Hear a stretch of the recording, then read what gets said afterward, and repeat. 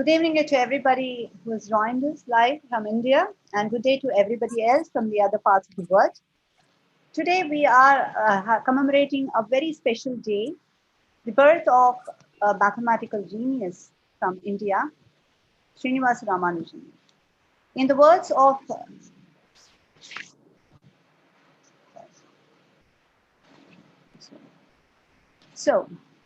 in the words of James Roy Newman, a very famous American mathematician, he described Srinivasa Ramanujan and his mathematical genius as follows. Numbers were his friends. In his simplest array of digits, Ramanujan detected wonderful properties, congruences, symmetries, and relationships, which had escaped the notice of even the outstanding gifted theoreticians. Such was his genius. In his very short life, Ramanujan had made a mark in the world of mathematics. Shastra has commemorated this day when this mathematical genius was born in Kumbakonam. We have maintained his house as a national museum, a monument, and every day, every year, we organize this function to recognize work by young, eminent mathematicians below the age of 32 who have contributed immensely to the areas that are inspired by Ramanujan, especially number theory.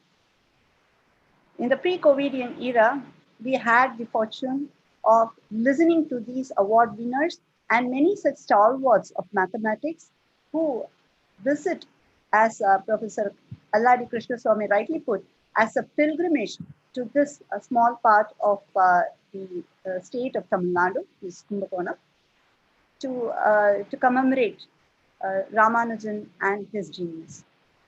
But in this pandemic era, we have again another opportunity to connect in a digital mode. This year, we have an eminent winner, Shai Evra, who is a young and gifted mathematician, and Professor Alladi Krishnaswamy would introduce him and his achievements to the audience. I welcome Professor Alladi Krishnaswamy. I welcome Shai, who has taken time in early part this morning for him. And I welcome all of you to this very important function to commemorate Ramanujan's birthday. I would also like to highlight the support from the management of Shastra, who have year after year contributed to recognizing young talent across the world in the fields of Ramanujan. I welcome all my colleagues and the participants from across the world to this special lecture for Ramanujan's birth celebrations. I now request Professor Alladi Krishnaswamy to take over. For the youngsters who have just joined in, I would like to give a small brief of Professor Alladi Krishnaswamy, who actually has been a motivator in spreading awareness about the greatness of Ramanujan in every nook and corner of the world. He himself is a very eminent mathematician who was an alumnus of University of Madras and University of California, Los Angeles. He is one of the inaugural fellows of the American Mathematical Society. He became an associate professor in 1981 at the Institute of Mathematical Sciences in Chennai. And then he moved on to the University of Florida in 1986.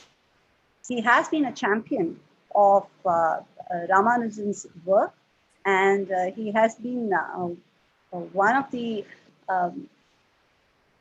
members who select such eminent mathematicians who have contributed immensely to the area inspired by Ramanujan. He is a founder and editor-in-chief of the Ramanujan Journal, which actually gives a lot of insights into the work and work of Ramanujan and work that is inspired from Ramanujan itself. So, with this brief intro about our eminent man of the day, Alladi Krishnaswamy, I now hand over the mic to him to take over the proceedings. Over to you, sir. Well, thank you, Dr. Uma Maheshwari, for your welcome. And of course, you have also been very kind to introduce me, which is not necessary. The star of today's program is the winner, Dr. Shai Evra. Let me simply say that even though we are all confined due to the coronavirus pandemic, we went through the same rigorous selection process for the Shastra Ramanujan Prize, and Dr. Shai Evra is our choice for this year's prize, an extraordinarily gifted mathematician whose research concerns locally symmetric spaces, arithmetic groups, and their combinatoric, geometric, and topological structure. And he is one who employs deep results from representation theory and number theory, particularly relating to the Ramanujan and Langland's conjectures. One of the requirements of the Shastra Ramanujan Prize is that the winner must appear physically in Kumbakonam, a pilgrimage for the winner, attend the conference and receive the prize in person.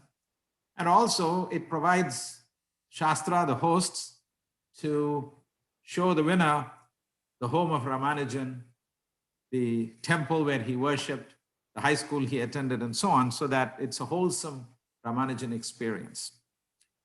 And therefore, what we decided was that the prize itself to Dr. Evra will be given in 2021, along with the 2021 winner, and both of them will be coming to Kumbakonam then.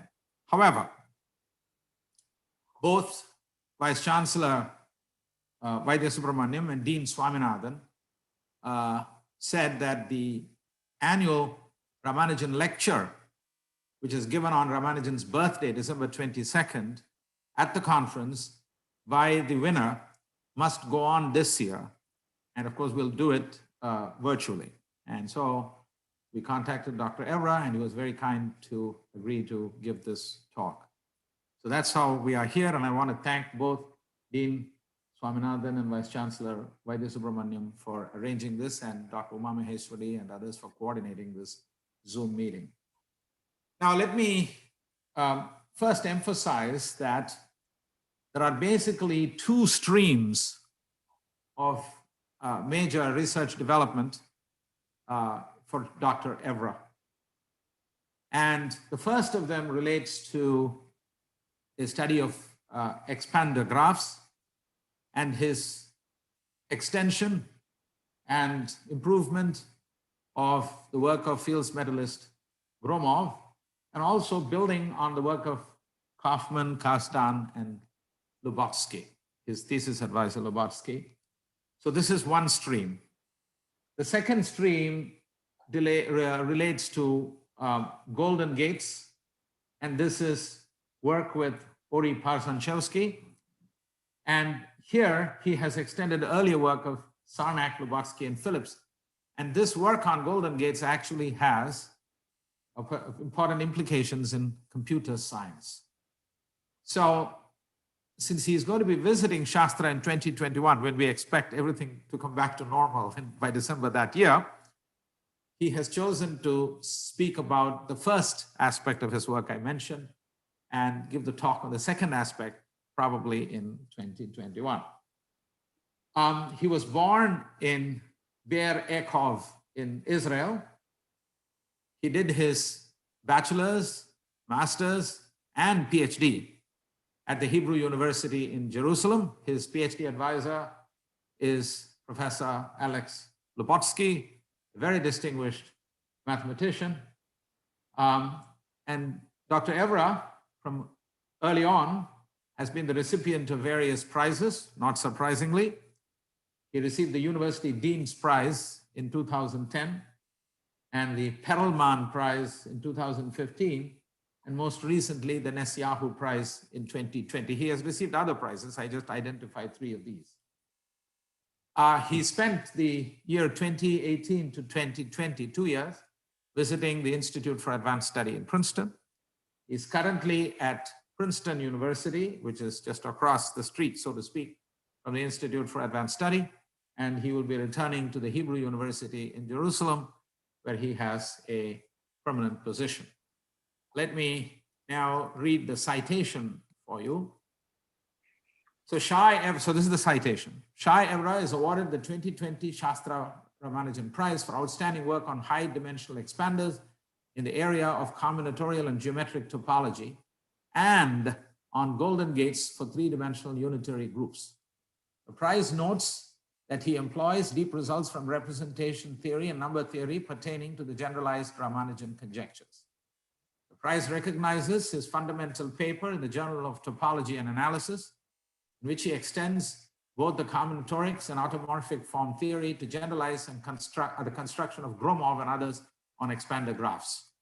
The prize further recognizes his spectacular work with Tali Kaufman in a paper to appear in the Journal of the American Mathematical Society, in which they answer in the affirmative a difficult question of Gromov, whether there exist bounded degree expanders in every dimension D greater than 2. The prize notes that this work makes delicate use of the ideas of Lawrence Laforgue on the generalized Ramanujan conjectures and is related to the broader questions of in quantitative geometry and topology, coding theory, and theoretical computer science. Finally, the prize recognizes the recent work with Ori Parsanchevsky on the construction of golden gates for 3-dimensional unitary groups, thereby going beyond earlier classical work of Lobotski, Phillips, and Sarnak on golden gates for unitary groups of dimension 2. The prize notes that this work made use of the full strength of Deligne's proof of the Ramanujan conjecture, as well as Rogowski's work on automorphic forms on 3-dimensional unitary groups. The prize realizes that the construction of golden gates for 2- and 3-dimensional unitary groups are basic building blocks for the construction of gates in quantum computation. Thus, Dr. Evra's fundamental work will have major implications even outside of mathematics, extending into theoretical computer science. We had a very distinguished prize committee this year. I served as the chair of the committee, and the other members were Professor William Duke of the University of California, Los Angeles, Professor Kevin Ford of the University of Illinois in Urbana-Champaign, Professor Anne Schilling of the University of California, Davis, Professor Robert Tiedemann of Leiden University, Professor Marina Wiazowska of the École Polytechnique in Lausanne, a previous winner of the prize, and Professor Shou Zhang of Princeton University. So Professor Evra, who was the overwhelming choice of this committee, and he joins an illustrious group of previous winners of the Shastra Ramanujan Prize. So with that welcome and introduction, I would like to request Dr. Evra to give his talk. Okay, thank you very much for this kind introduction, Krishna. Can you hear me? Yes, you need to be a little bit. You need to be a little bit louder. I'll try to make it louder on my laptop. Sure. So, okay. So I'll repeat. Thank you very much, Krishna, for this wonderful introduction. I would like to take this opportunity to thank Sastra University and the committee for this wonderful prize. Srinivasa Ramanujan has always been a personal hero of mine, almost of a mythical proportion. His work has been a constant source of inspiration and amazement, and will undoubtedly continue to be so for the rest of my life. It is a privilege and an honor to be able to contribute a small part to the magnificent legacy of Ramanujan, and to share with the world the importance of his deep mathematical insights. Okay, so now let me try and share my screen. Do you see my screen? Yes. Okay, great. So I would like to tell you about, as Krishna mentioned, a line of work that really is inspired, and it started from a conjecture of Ramanujan. So I guess the right place to start is with the following three conjectures which appeared in the seminal paper by Ramanujan titled On Certain Arithmetic Functions, in which he introduced and studied the tau function, which now carries his name, which is defined by the following equation. So it's the coefficient of the series given by expanding this infinite product. So this is our tau function, and Ramanujan raised three conjectures about it. The first is that it is a multiplicative for coprime integers. And the second is that it satisfies the second order recursion formula for powers of a fixed prime p. These two conjectures were proven shortly after by Mordell, using what we now call the theory of Hecke operators. And what we now refer to as the Ramanujan conjecture is the third conjecture, which states that the value of the tau function at primes is bounded by the following specific bound. So this is the famous, the original Ramanujan conjecture. It's very elementarily stated, but in fact, as is well known today, it's intimately connected to the theory of classical modular forms. And here is the connection. What one does is replace the term q with e to the 2 pi I z, where z is a complex number belonging to the upper half plane. And as a function of z, this infinite product has a name. It's called the discriminant function. And it is an example, a very famous example, of what are called cusp modular Hecke eigenforms. This specific one is of weight 12 and level 1. Now, I won't give you the complete definition of what a cusp modular form is. Let me just say that cusp modular forms have two parameters associated to them, a level, an integer called the level n, and also an integer called a weight k. And essentially, a cusp modular form is a certain function. It satisfies certain properties, which lives on what are called Riemann surfaces. So these are two-dimensional Riemannian manifolds, real Riemannian manifolds. And they are constructed as follows. So you take the upper half plane, H, and you quotient it out by some discrete congruent subgroup, gamma n. Now, H, I should emphasize, this upper half plane, it's also related to the theory of Lie groups, real Lie groups. It is the symmetric space of the Lie group SL2R. The SL2 with the real numbers, meaning that this group acts on the upper half plane, and so discrete subgroup of it acts on the upper half plane as well, and so you can quotient the upper half plane by discrete subgroup of it, such as gamma n.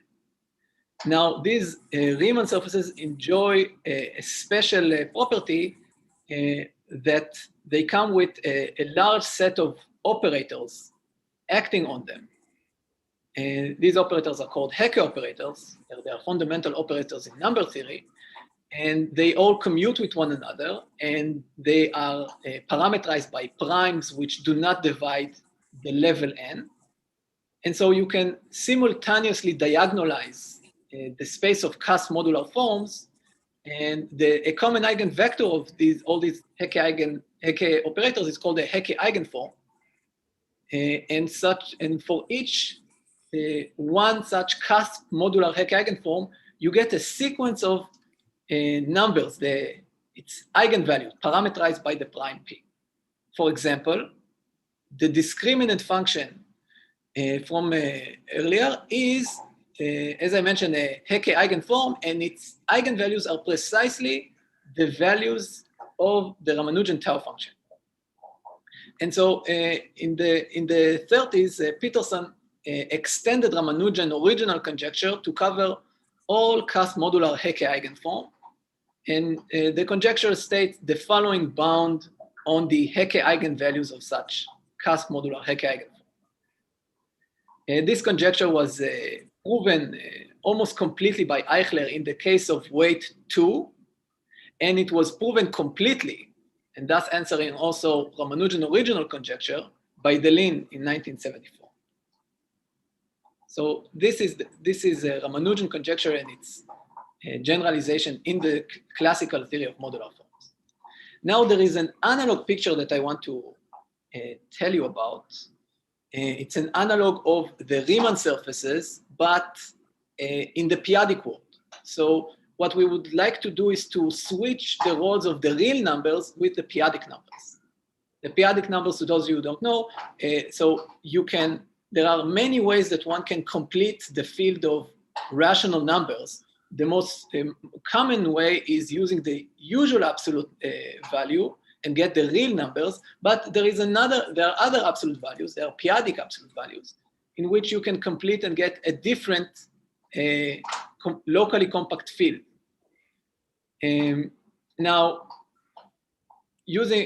switching from the real numbers to the p-adic numbers, the picture changed in the following way. So the upper half plane from before changes to the infinite p+1 regular tree. Again, this is a symmetric space, but now it is a symmetric space of the p-adic group SL2 with p-adic point. For the purpose of constructing reasonable objects, we need also to replace the group SL2 with an inner form of it, which is compact at infinity, such as the special definite unitary matrices.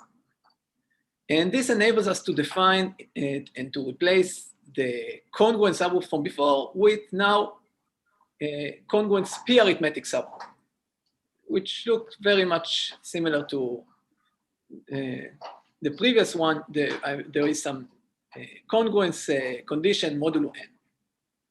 And what all of this enables us to do is to get, instead of a Riemann surface, we get the p-adic analog, which is a finite p+1 regular graph.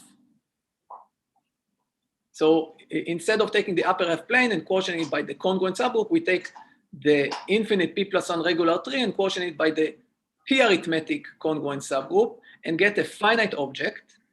And it's and as long as n is bigger than p, this is a simple graph. When p is greater than n, you might get multiple edges from the same two vertices.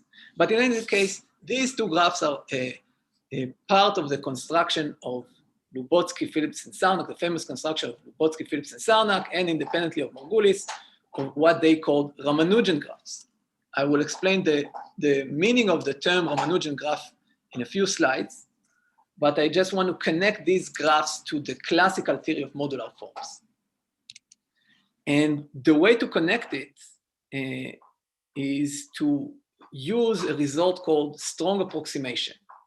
And this results, in our specific case, give us the following, not easy to see, but a crucial fact that we define graphs for any pairs of a number, for any prime p and for any integer n co-prime to it. Now, one can fix the integer n and let p varies. And what you get is graphs with different degrees of regularity, but they all have the same set of vertices. Okay, so you can think when p varies that you just replacing which vertices are connected, but all the graphs are sitting on the same set of vertices. Let's call this set Vn. It is a finite set. And now, once we have this finite set Vn, we can talk about a complex function defined on this finite set. And for each prime p, recall we have a graph structure on this finite set, which gives us an adjacency operator, I'll denote it by TP, on the functions on this finite set Vn. So we get a huge collection of adjacency operators on this finite dimensional vector space of function. And these operators will be precisely these are the Hecke operators, but for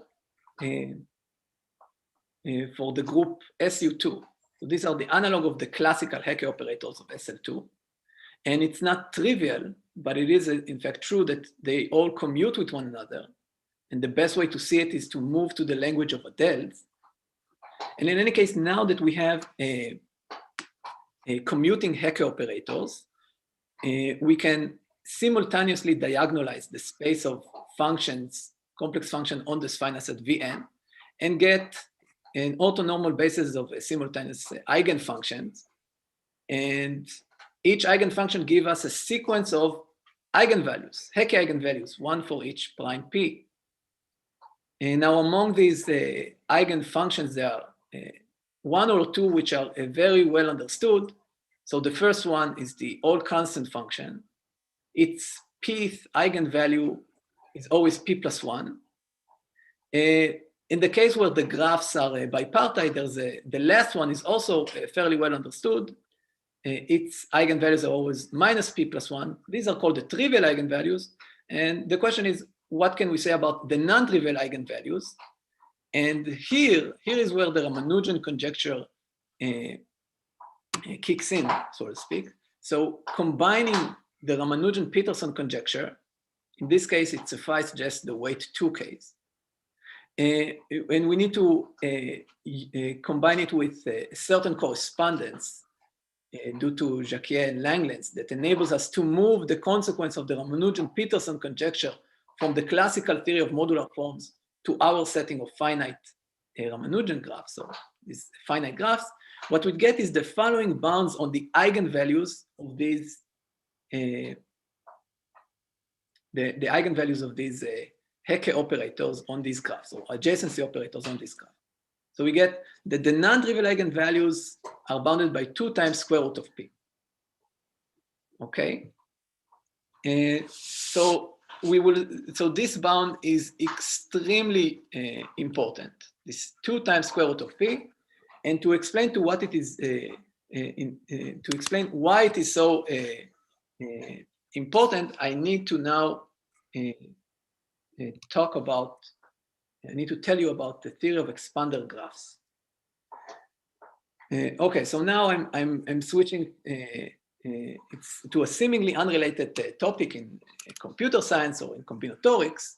So a finite graph is X is called an epsilon expander if its Chigger constant is bounded from below by epsilon, where the Chigger constant of a graph is the minimum running over all non-trivial set of vertices in your graph W, and you measure the quotient between the number of edges going from your set W to its complement, W bar, divided by the minimum of either the side of your set W or the sides of its complement. Why divide by this minimum? Because both sets has the same boundary. They have the same set of edges going from one to another. So it makes sense to divide by the minimum. And let me illustrate to you what is an example of something with a very poor Chigger constant. The Chigger constant is a way to quantitatively measure how good the graph is connected. When the Chigger constant is high, the graph is strongly connected. Let me give you an example of something which is very poorly connected. Take 2 complete graphs on 1 billion vertices each, and then connect these graphs by, let's say, 3 edges. You'll get a graph which is connected, obviously, but it is very weakly connected. If you just remove these 3 edges, the graph will disconnect to 2 large components. And so the Chigger constant of that specific graph is 3 over 1 billion. You take W to be one of those complete graphs.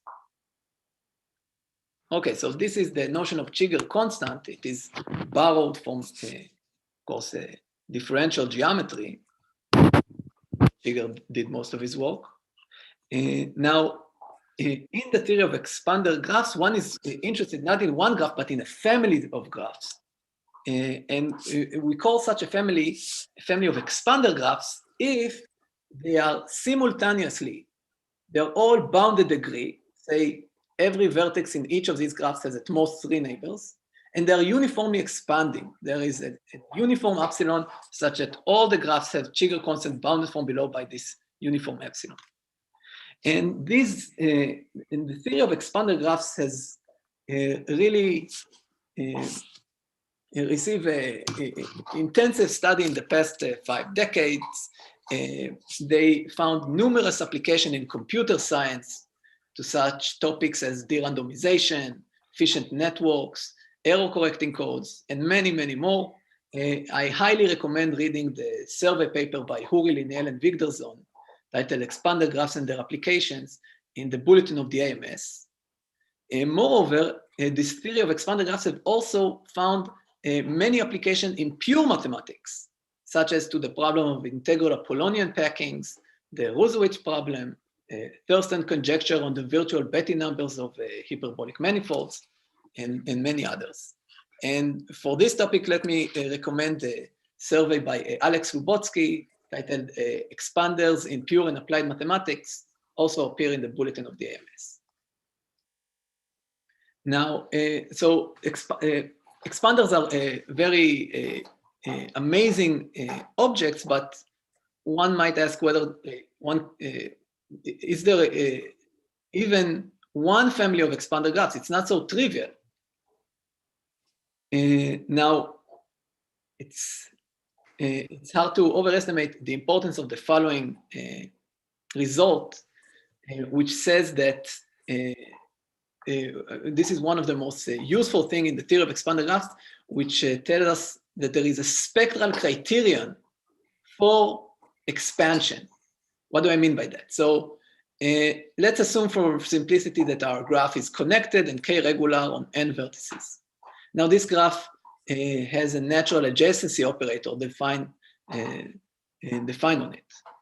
And this adjacency operator has eigenvalues. These are called the eigenvalues of the graph. So we have n eigenvalues. The largest one is equal to k because the graph is k-regular. And it's also, it's not so hard to show that the smallest one is bounded from below by minus k, and it is in fact equal to it when the graph is bipartite. So k and minus k are eigenvalues that we understand very well. And the fact that the graph is connected tells us that there is a spectral gap between the largest and the second largest eigenvalue. See, there is a strong inequality here, and this is due to the connectivity of the graph. Now, more is even true, and so we have the following result of Alon, Millman, and Tanner, which extend the Chigger inequality to the discrete setting, telling us that the Chigger constant is bounded from below by the spectral gap from the first and the second eigenvalue. And also that the spectral gap is bounded from below in terms of the Chigger constant, namely that a graph expansion is equivalent qualitatively to a spectral gap. So if we have a family of graphs with a uniform spectral gap, that family is a family of expanders. And now I can define the notion of Ramanujan graphs I mentioned earlier. So Ramanujan graph, a k-regular graph is called Ramanujan if its spectrum, its eigenvalues, are either plus or minus k, or they are contained in the interval between -2 square root of k minus 1 till 2 square root of k minus 1. Now, this definition might look a bit arbitrary at first sight, but there are two good reasons for giving this definition. First is a theorem due to Kesten, which proves that the spectrum of the infinite k-regular tree, tk is the infinite k-regular tree, its spectrum is precisely this interval, -2 square root k minus 1 till 2 square root of k minus 1. And so one can say that a graph is Ramanujan if its eigenvalues are either the trivial eigenvalues, plus or minus k, or they are contained in the spectrum of its universal covering object. Every k-regular finite graph is covered by the infinite k-regular tree. So it resembles its optimal covering object. Now, the less to tell you why this definition is the best one can hope for, one invoked the Alon-Bopana bound, which tell us that if you have an infinite family of k regular graphs whose set of vertices grows to infinity, then the second largest eigenvalue asymptotically will be at the very least 2 times square root of k minus 1. So you cannot find families of graphs with a better spectral gap than Ramanujan graphs. And so Ramanujan graphs are optimal expander graphs, at least from a spectral point of view. Now, some of you might wonder why are these graphs called Ramanujan? The reason the name Ramanujan is attached to them is because in the construction I mentioned earlier of Lubotsky, Phillips, and Sarnak, of these graphs coming from number theory, which mimic, whose eigenvectors and eigenvalues mimic Hecke eigenvalues or coming from the theory of classical modular forms, those graphs, let me remind you, are quotient of the infinite p plus 1 regular tree. K is equal p plus 1. And this bound on the non-trivial eigenvalues, the 2 times square root of p now is precisely the Ramanujan bound given to us by the Ramanujan conjecture. So this is the origin of the name Ramanujan. Okay, so this story, this part of the theories brought us to the late 80s, where Lubotsky, Phillips, and Sarnak and independently Margulis constructed their famous Ramanujan graphs. Now let me jump ahead. Sorry. Okay. So in the beginning of the millennia, several people have been working on extending the theory of Ramanujan graphs to higher dimension. So the first thing in order to do so is one need to replace the notion of an infinite p plus 1 regular tree with higher dimensional notion of regular trees. And such notion exists. They are called Buatitz buildings. The infinite p plus 1 regular tree is a one-dimensional Buatitz building. It's an example of these objects. These are high-dimensional, contractible, infinite but locally finite, strongly regular simplicial complexes, which are also symmetric spaces of certain p-adic reductive groups. So replace SL2 with PGLD, and now the field F could still be the p-adic numbers, or you can put in the field of Laurent power series of characteristic P over a finite field of size P. So this procedure is well known to those practicing the theory of arithmetic groups. Instead of the congruence arithmetic group I've defined to you earlier, one can now just put in any co-compact discrete subgroup, also called uniform lattices. And what you will get is that instead of a finite p plus 1 regular graph, now you will have, and recall the finite p plus 1 regular graph is just a finite quotient of the infinite tree. Now we will have finite quotient of these Buatitz buildings. So we'll get finite objects which are high dimensional. And when should we call such a finite quotient Ramanujan? So the definition from the graph case kind of motivate us to give the following high dimensional analog. So a finite quotient of what it's building is called Ramanujan if its spectrum with respect to certain natural adjacency operators is comprised of either the trivial eigenvalues, which we know very well, or it is contained in the spectrum of the universal covering object, the building. And Vinny Lee was able to prove a high dimensional generalization of the Alon-Bopana bound, telling us that these Ramanujan complexes are optimal, meaning that if you have an infinite family of a quotient of the same building, and they resemble the building, this means that their injective radius grows to infinity, then eventually, if you take the union of all their spectrum and take its closure, you will contain the spectrum of the building. So Ramanujan complexes have the smallest possible spectrum asymptotically. Okay, so so we have a definition of a Ramanujan complex, but how can we prove that a certain finite quotient of a building is a Ramanujan complex? So for this, we have a representation theoretical characterization of when is such a quotient is Ramanujan. And the characterization says that X gamma is Ramanujan if and only if every irreducible G representation appearing in the square, in the ambient representation of square integrable function of G mod gamma with non-zero K fixed vector is either finite dimensional or tempered.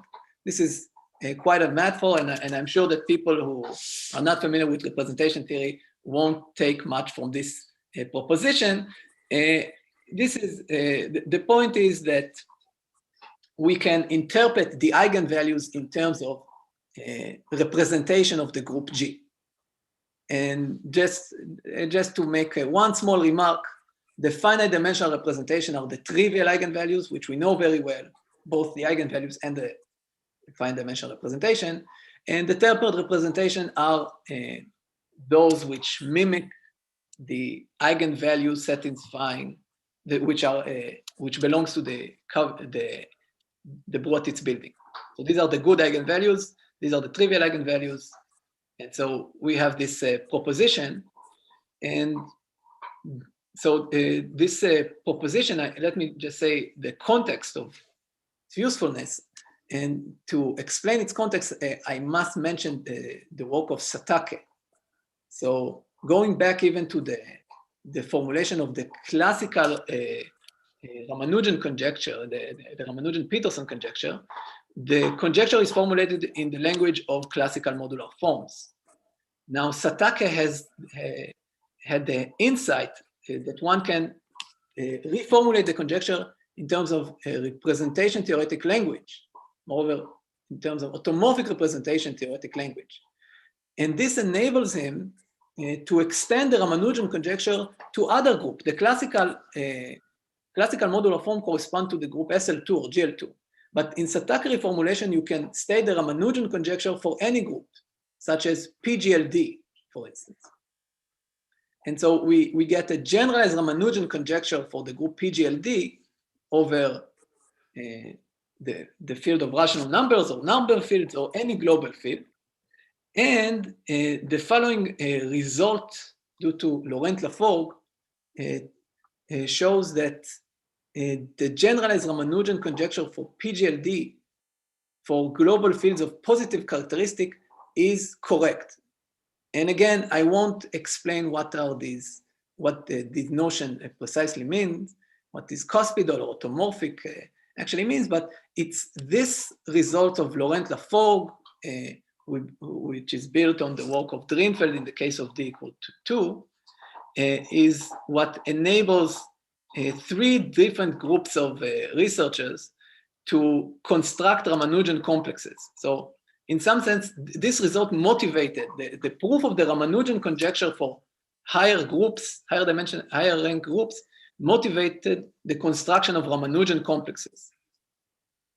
And so Vinny Lee, and independently Lubotsky, Simons, and Vishna, and independently Saviniazi, all these groups use the theory and the general Ramanujan conjecture in order to prove and to construct Ramanujan complexes in higher dimension. Okay, now I just want to, so in around the year 2005, we have these remarkable Ramanujan complexes at our disposal, but I want to emphasize, unlike in the case of graphs, where the Ramanujan graphs came as the optimal expander graphs, in higher dimension, the Ramanujan complexes appeared before the theory of the high dimensional expanders was ever formulated. So let me tell you a little bit about the theory of high dimensional expanders. So here's the history of the theory. Here are the most seminal works in the theory. which really started it. So essentially, one can actually trace the first paper on high-dimensional expanders, even though he didn't use this terminology. This terminology was decades in the future, but the first paper on high-dimensional expanders is due to Garland. He was interested in proving a conjecture of Serre, which eventually reduced to proving that the real cohomology of quotient of what its buildings is trivial. And to do so, he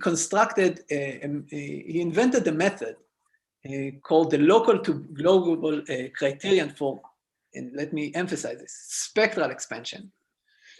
And so this method is one of the most useful and one of the only methods we have at our disposal when studying high-dimensional expanders. It's an extremely important idea, telling us that if you look at the high-dimensional complex, which is very large, and if you know something that locally, around every vertex, around every point, it has a good spectral gap, the structure around that point is a complex with a good spectral gap, then globally, the entire complex would have a good would have a spectral gap, and we'll be able to prove results such as vanishing of real cohomology.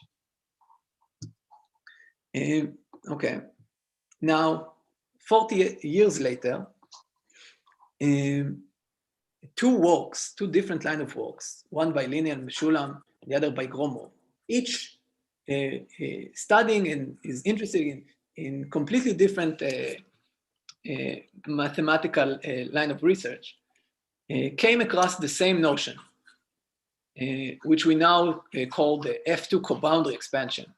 And these two works, in some sense, really initiated the theory of high-dimensional expanders. So Lineal Meshulam work of 2006 was concerned with extending the random models of Erdos-Renyi, of random graphs, to higher dimension and study the threshold phenomenon of connectivity for such random graphs. So Lineal Meshulam constructed a random model for high-dimensional complexes, and they also invented a high-dimensional notion of connectivity, namely vanishing of F2 cohomology. On the other hand, Gromov was interested in a completely different set of questions.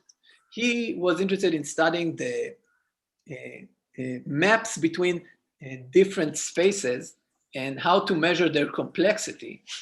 And essentially, he came up with the following way of measuring the complexity of maps between equidimensional spaces, which has many names in the literature. They all mean the same thing. You want to measure the complexity of the map by saying what is the largest fiber it has. So complicated fiber, waist inequality, topological overlapping, point selection, all different names, but they're all connected to one. Okay, so this is the history of high-dimensional expanders. Now, one is led very easily to natural question about this new theory. The first is, what is the definition of high-dimensional expanders? In the previous slide, I mentioned two, in the spectral gap due to Garland and the coboundary expansion due to Lineal Meshulam and Gromov. But is there one which implies the other, or maybe they're both equivalent? Another basic example is whether there are examples of bounded degree high-dimensional expanders. I mean, even existential proof of bounded degree high-dimensional expanders is a legitimate question. In the graph case, Pinsker, who introduced expander graphs, showed that using the probabilistic method that bounded degree expander graphs exist. And finally, a third question is there a useful criterion to prove high-dimensional expansion, like the Chigger inequality that Alon Millman and Tanner proved? And what we encountered in the high-dimensional theory that we didn't see in the graph case is that we have a new challenge. We have a new obstacle. The Chigger inequality, which was so useful in the theory of expanded graphs is false for higher dimension, meaning that high dimensional spectral gap, which I refer to as R expansion, does not imply and is not implied by a high dimensional version of the Chigger constant, what I refer to as F2 co-boundary expansion. So we need to develop a whole new set of ideas in order to answer these questions. So with these open questions at hand, let me tell you what Gromov did. And so the context of Gromov result is really starting in the 1980s, where two undergrad students in Hungary, Boros and Furedi, proved the following results for dimension 2. Barani extended it for any dimension, but let me focus on the case of dimension 2. So they state that there is a uniform constant, an absolute constant, 2/9, such that in any way that you place n points on the plane, there is some other point which is covered by this constant fraction of all possible triangles defined by drawing straight lines between the endpoints. Okay?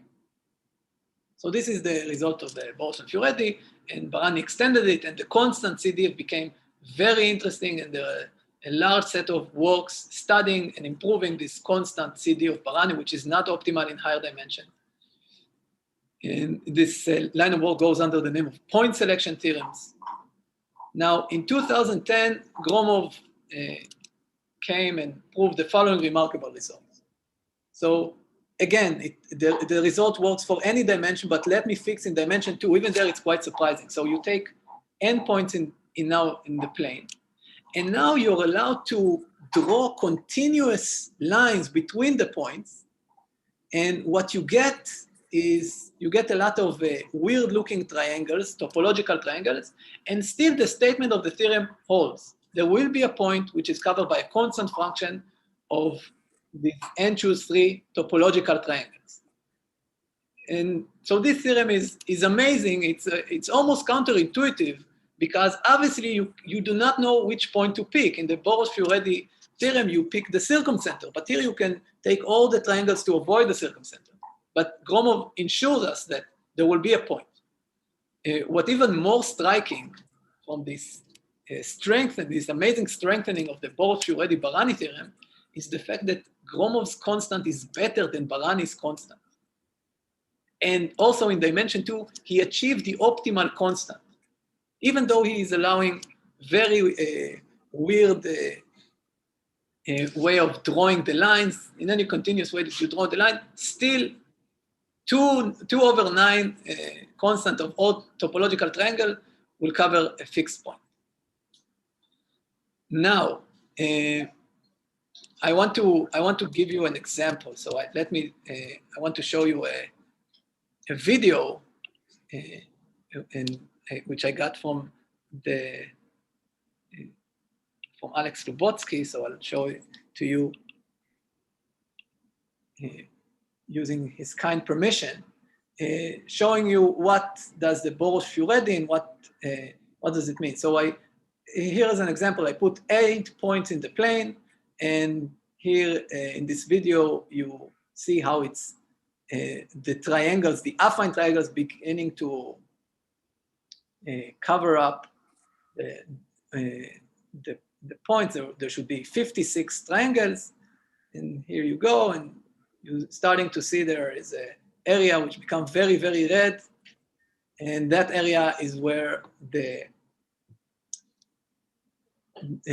this is where the circumcenter lies, and this is where we will pick our point on the Boros-Furedi theorem. Now, here's an illustration of Gromov theorem. So you're allowed to draw continuous lines between the points. You get these weird-looking triangles, and you can make the triangles and the lines avoid the circumcenter of the 8 points. And we continue to draw, we have to draw all 56 triangles. We pick the line, but once you pick a line, you have to stick with it. And so you see that by drawing, this is of course, the theorem makes a bigger impression with more points, but even here you see there's starting to be a region where it's overlapping, and this region is different than the region that Boros and Fioradi mentioned, found before. Okay, so so this is just an illustration of this theorem of Gromov. If this theorem is not amazing in its own right, Gromov actually gave us, with this theorem, something else. He taught us how to think of this property. And he told us not to think of it as a property of the Euclidean plane or the Euclidean space, but as a property of a simplicial complex hiding in the background. And this is the notion of, here are two notions that essentially Gromov introduced of high-dimensional expansion.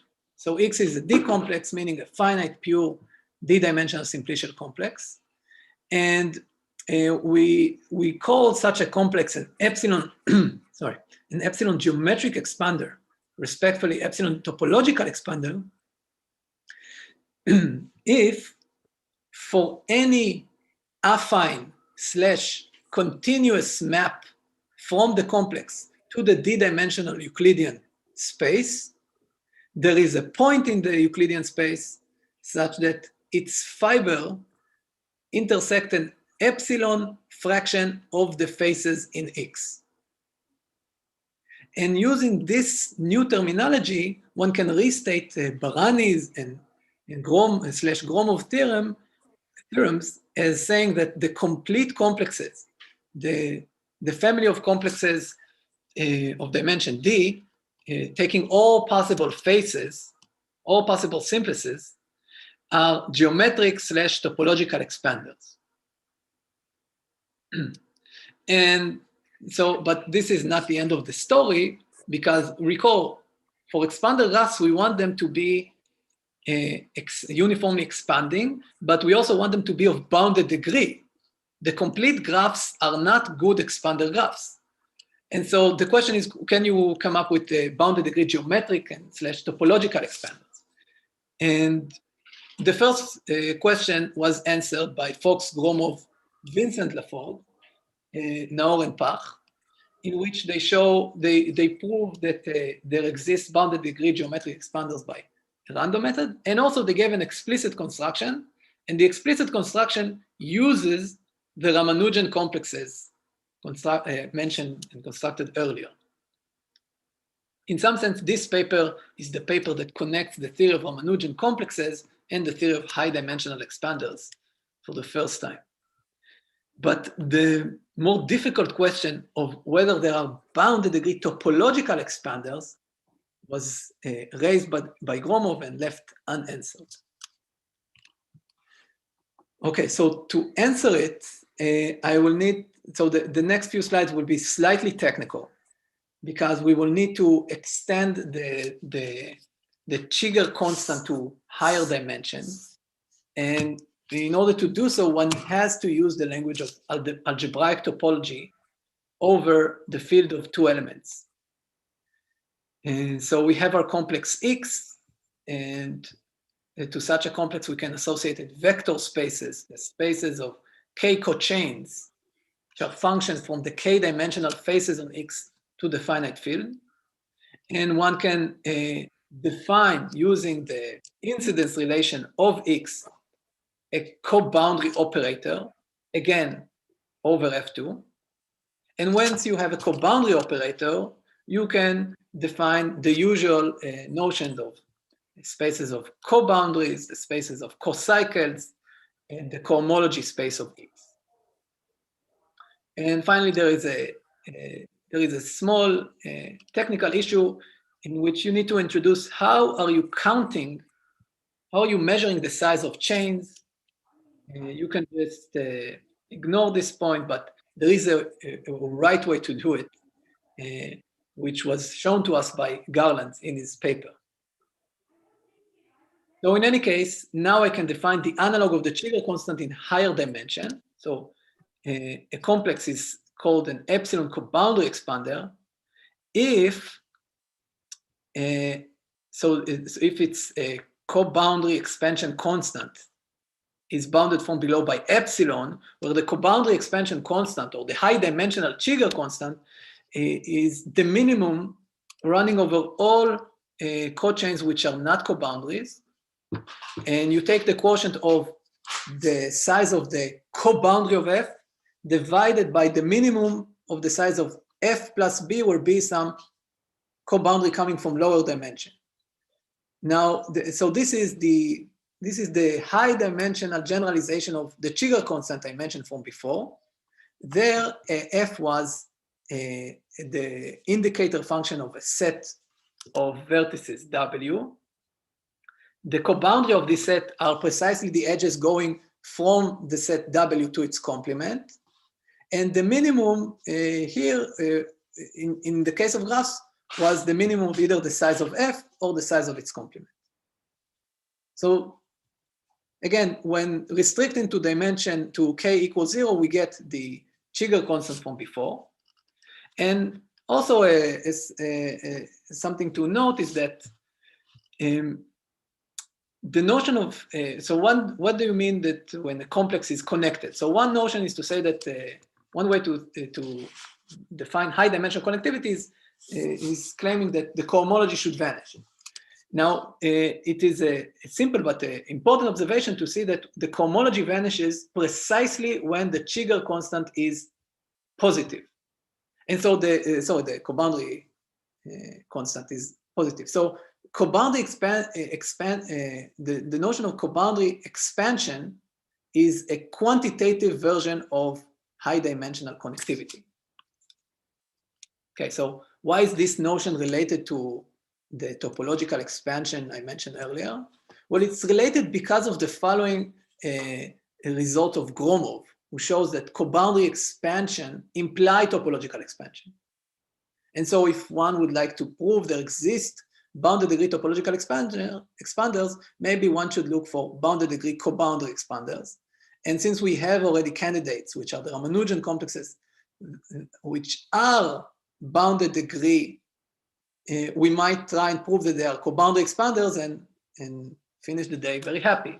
Now, careful. This is not strictly true, because there exist Ramanujan complexes with non-zero cohomology, hence they cannot possibly be co-boundary expanders. But one can adjust the definition and weaken the definition of co-boundary expanders a bit to the notion of co-systolic expanders.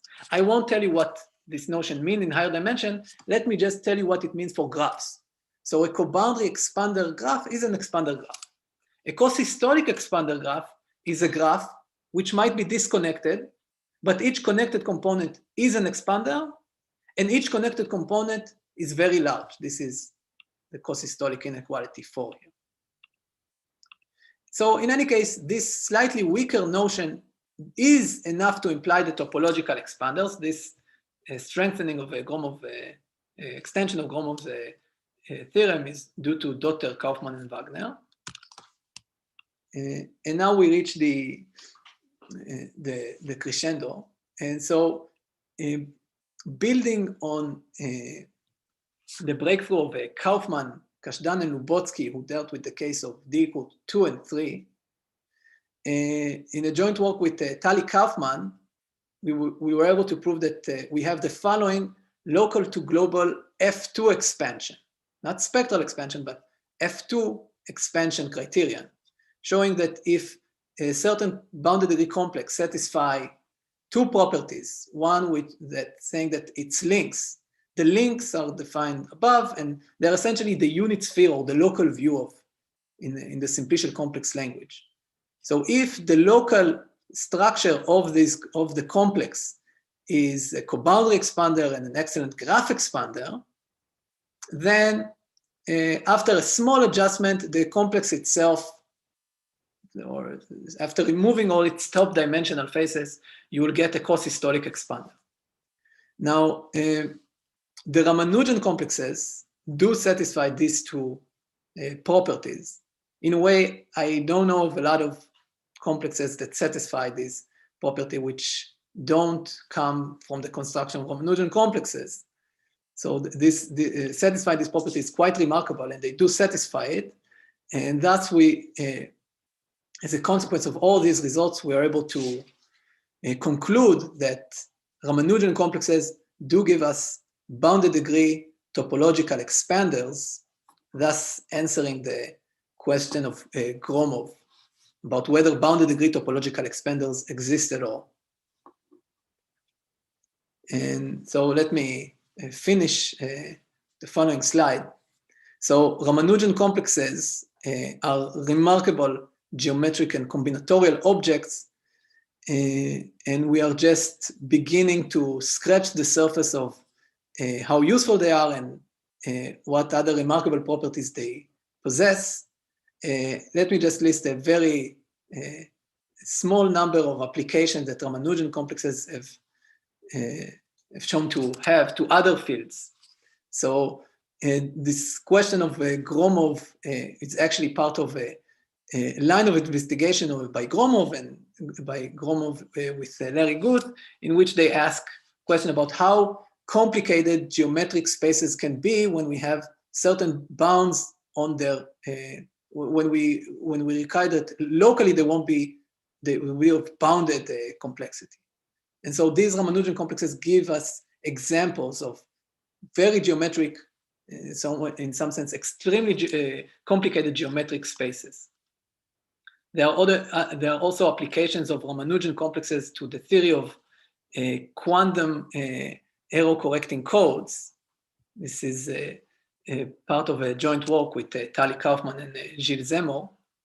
And also they extend some of the nice properties that the famous Lubotsky-Phillips-Sarnak Ramanujan graphs had. Namely, there was a very nice question raised by Erdos about whether there exists large girth, whether there exists graphs with large girth and simultaneously large chromatic number, and the Lubotsky-Phillips-Sarnak Ramanujan graphs do provide explicit construction of such objects, and it is in a joint work with Konstantin Golubev and Alex Lubotsky, we were able to extend this phenomenon to higher dimension. And so I'll end my talk with the following question regarding Ramanujan complexes, which the question, I got interested in this question because I came from high dimensional expanders, but I feel like there is a lot of interesting number theoretical phenomena that might occur here, independent of its application for coboundary expansion.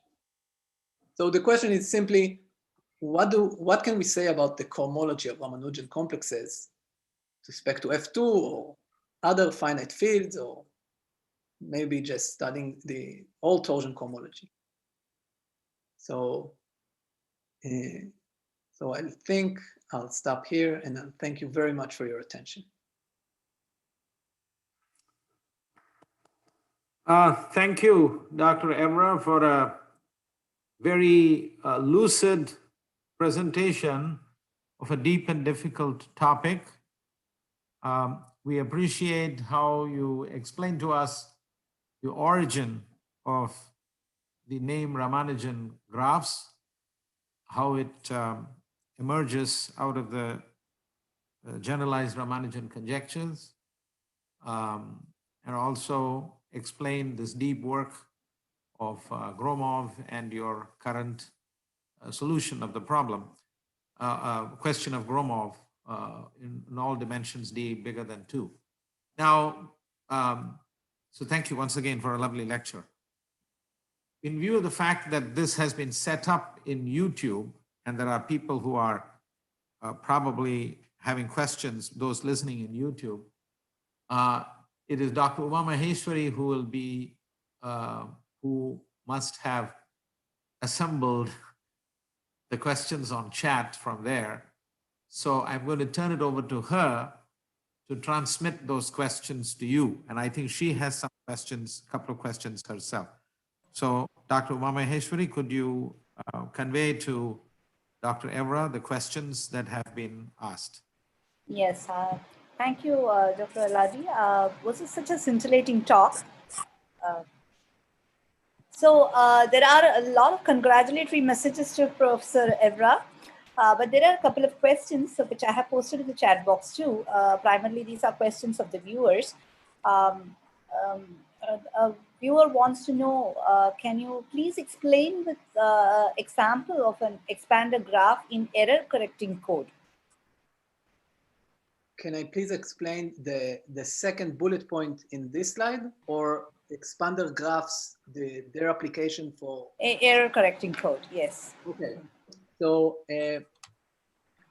apparently, okay, so one of the most striking application of expander graphs into error correcting code is due to the work of Sipser and Spielman.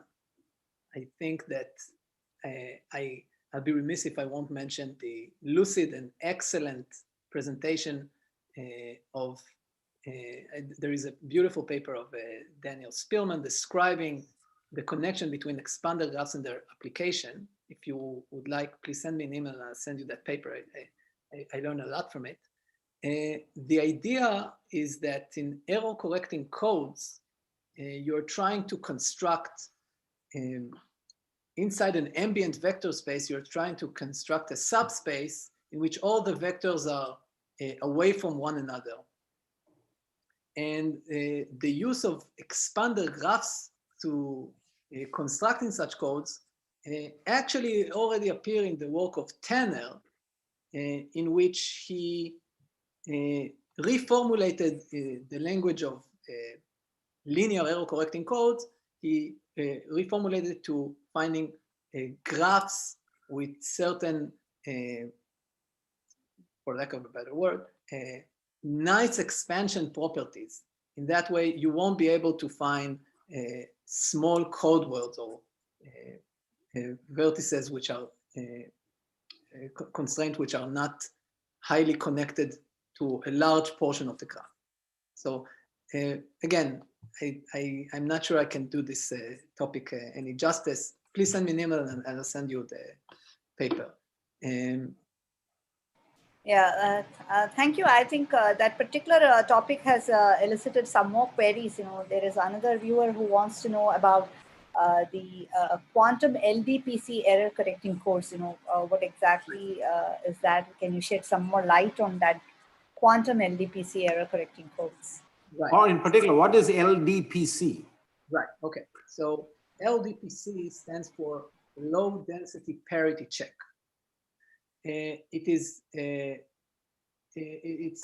notion came from classical error correcting codes, but it appears that in quantum error correcting codes, it might carry much more importance because, as most of us know today, building a quantum computer, it's not so easy, and you don't want the qubits to be, you don't want too much connection between all the qubits. And LDPC precisely means that in some sense, when you describe the code, you don't need, if you want to understand whether the code is dissatisfied at a certain point, you don't need to check all the other bits to do so. You only need to check a fixed amount of bits. Now, the usefulness of quantum LDPC error correcting codes, so the usefulness of Ramanujan complexes to this subject comes from the fact that the codes for quantum in the quantum theory are, some of them can be described by specifying certain two-dimensional complexes, simplicial complexes, or high-dimensional complexes. So a code can be translated to the language of two-dimensional simplicial complexes, And what the parameters that govern how good the code is, there are two parameters. There is a systolic parameter telling how big is a cycle which is not a boundary. And there is a co-systolic telling you how big is a co-cycle which is not a co-boundary. These are the two parameters that govern the distance for quantum codes. And building complexes with simultaneously large systole and large co-systole, it's not an easy matter at all. And apparently the Ramanujan complexes, and it's part of our work in proving that the Ramanujan complexes have co-systolic expansion, in the process of proving that we get that these Ramanujan complexes enjoy properties that give these complexes the structure of a quantum code with an excellent distance parameter for one side. Now, so the co-systole, or in the language of quantum computer experts, the X distance of the code is phenomenal. We need to do some other thing to bound the Z distance, or the systole, and this is, there are various ways to do it. Let me just mention that in all honesty, we don't know how good the other parameter is for Ramanujan complexes. We have very poor lower bound. As I said, we're just scratching the surface of the remarkable properties of these complexes. And it could be that these Ramanujan complexes will have excellent second parameter, and this will give them the structure of excellent quantum error correcting codes. We simply don't know yet. Thank you, Dr. Evra. Question on knowledge graphs and web graphs arising. So his question is, can you say something about knowledge graphs and web graphs of infinite order arising in data science? This is a question that is being asked to you by one of the listeners. I'm so sorry. I'm not familiar with this notion. Okay. I think these are all the questions, isn't it, Dr. Umay Maheshwari? Yes, I think people are also trying to comprehend the complexity of this Ramanujan complexes, I believe. So these are the questions that we had on the chat box, but there are a load of congratulatory messages for Dr. Evra. So congrats on behalf of all of them that I would wish to come. I just posted one of that for just a sample. There are quite a lot of congratulatory messages for you winning this award. Yes, yeah, so this is really marvelous work, and we are very happy to honor Dr. Evra with this prize. And what can I say? We look forward to your lecture on the other part of your great work next year, hopefully in Kumbakonam itself, when we will all assemble for the 2021 Shastra Conference. Absolutely. So if there are no more questions, let us thank our speaker once more. So I have the opportunity to thank you all, of course. A very formal word of thanks.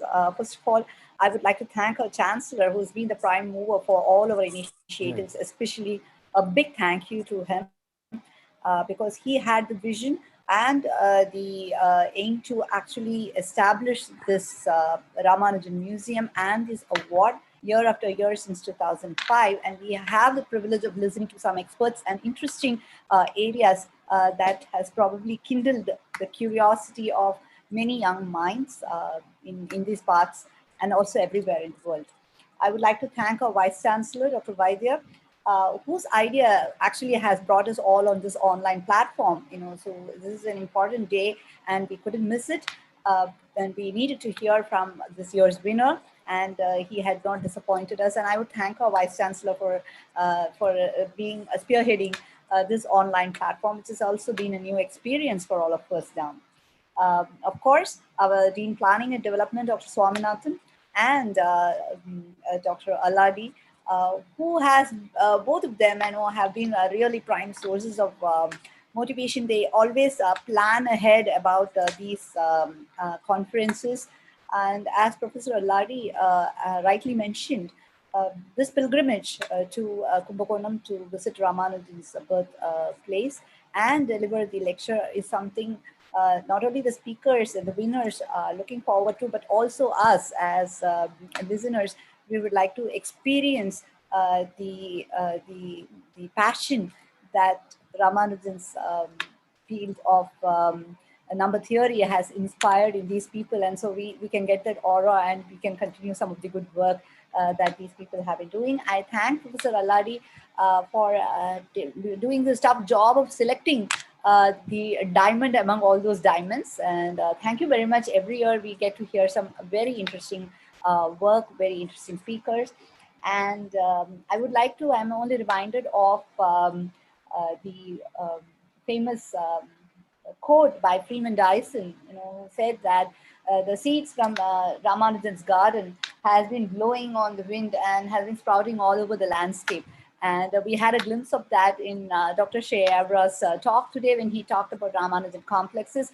So not only has kindled the interest in this field, as you rightly mentioned, probably there are a lot more dimensions to this interesting complexes.